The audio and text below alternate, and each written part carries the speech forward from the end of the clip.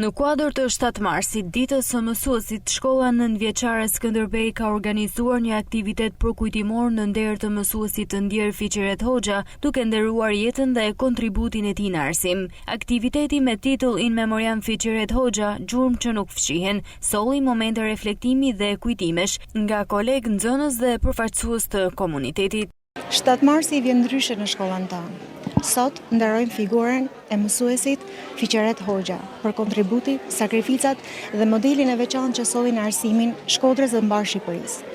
Profesor Fiqereti dallohet për kontributin e madh që dha në shkollën Skënderbej për rreth 2 dekada, por edhe për një vepër të rëndësishme, historikun e shkollës Skënderbej, librin Fletët e jetës, që është historik i rëndësishëm për shkollën për rrugtimin e saj për rreth 113 vite. Shkolla nëntëvjeçare Skënderbej daton që nga viti 1913, si një nga 2 shkollat e para të hapura në qytetin e Shkodrës. Dhe deri në vitin 2007, ajo dokumentohet me gjitha sukseset, sfidat që ka kaluar për gjitha ato vite.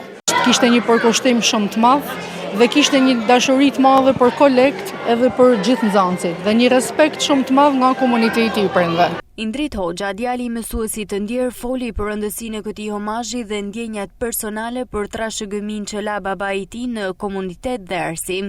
Jam shumë i prekur në fakt për këtë organizim nga shkolla Skënderbej dhe nga ZVAP-ja e Shkodrës për respektin ndaj babës.